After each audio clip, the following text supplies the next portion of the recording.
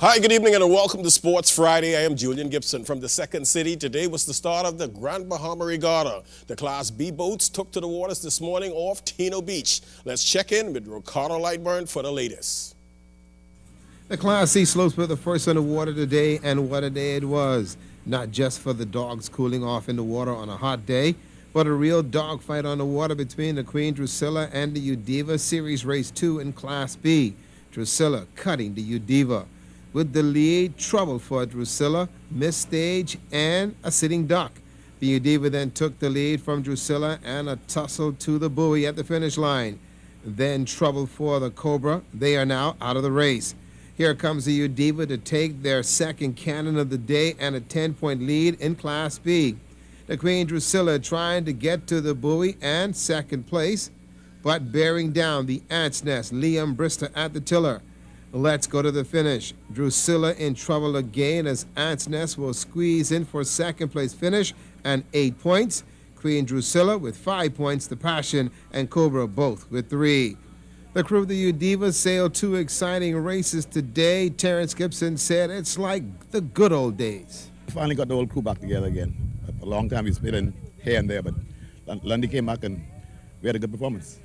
The Royal Bahamas Police Force Marine Patrol Division out in full force and will be for the entire weekend.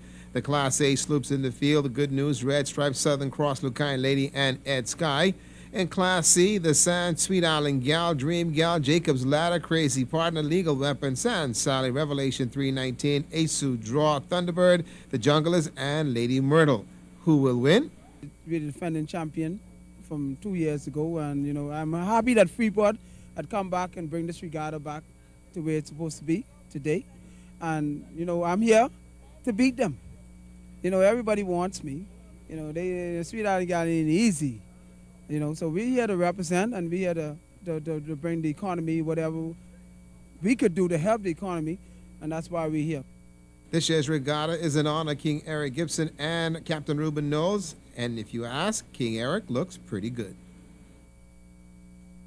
From track and field, for the first time in a long time, our athletes did not have the benefit of a training camp before the start of the World Track and Field Championships. Tonight, Charles Fisher looks at how that might have affected our team performance. Doing track and field in this part of the world is at a snail's pace, unlike in North America and Europe, where the circuit is up and running.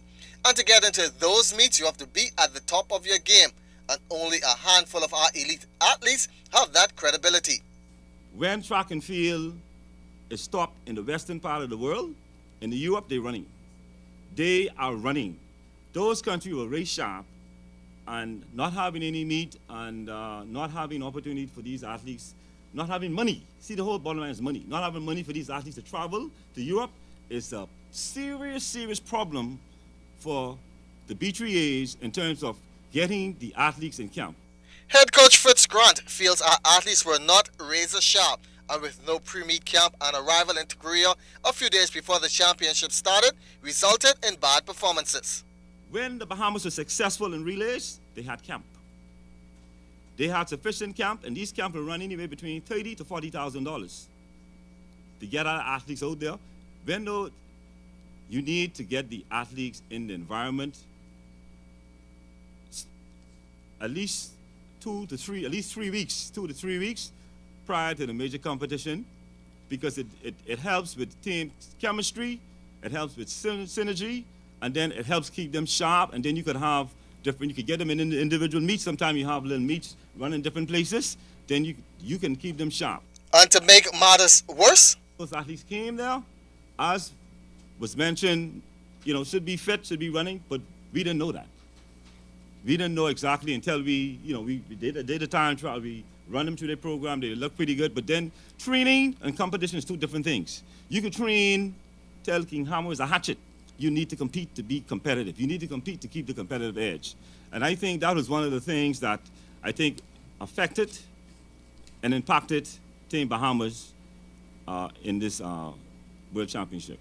B3 is now back at square one, funding a major concern and moving forward, getting to the starting line. We have to find a way, and I've already spoken to the treasurers and others, right, that we have to seriously take a look at our budget and find a way going into 2012 how do we revisit some of the issues that we have on the table with expenditures as it relate to finding funds to ensure that we have a training camp going into 2012. 2012 is very, very critical, and as you heard Coach Grant say, training camps make a world of a difference in that regard. By the way, without a training camp, it cost the B3s over $90,000 to send this team to Korea. For ZNS Total Sports, I'm Charles Fisher. Well, from softball, the New Providence Softball Association was back in action last night at the Bankers softball field. 2 games were played. Here's a look at some of the highlights. Tila Johnson and the proper Carepool Lady Sharks struggling early. A wild pitch allows the Kittens to score a run. Linda Kano's getting into the act. A shot to right field. Vernie Curry would come home to score for the Wildcats, and things are looking good. Tila Johnson would continue to have control problems. Jeanette Hilton comes trotting in. 3 runs on the board for the Cats.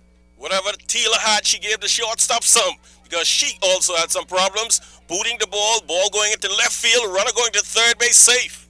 Tila Johnson would continue to struggle. Linda K. Knowles comes stumbling home. She's also safe. And with a 5-run lead, you would think the Cats would be in great position. But no, sir. The proper Carepool Sharks would come storming back. This sacrifice fly scores a run.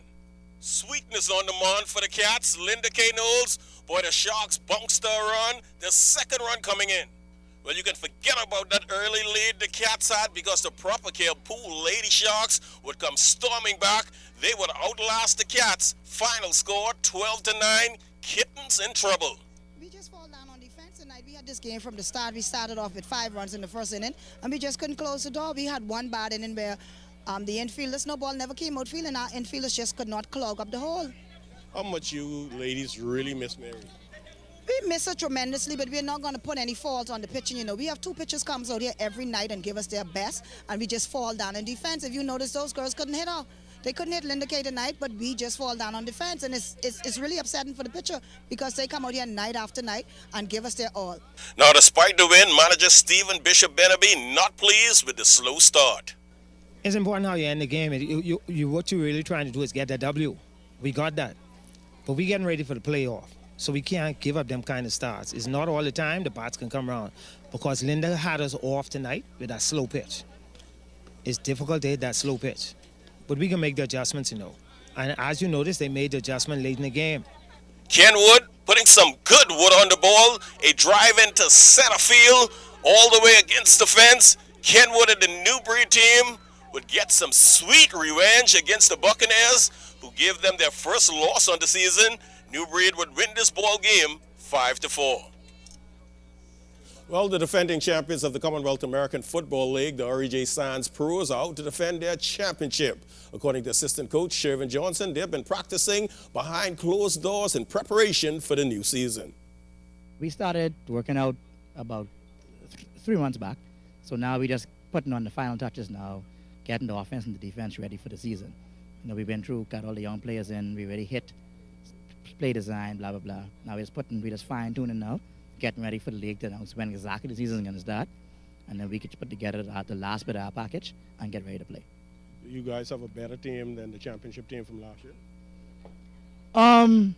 Experience-wise, yeah, because a lot of those guys were first and second year players now, and they got the experience to play in a big game. So now we bring those same guys back. And with 1 year under their belt, I'll say we have experience on top of the talent. Any additions you guys picked up over the offseason? A couple of surprises we got for some guys. Can't let that loose now, but when we play the Jets Open, and they'll see some. So the league's still in problems? Oh, yeah. Ain't nothing changed. Pros in the house.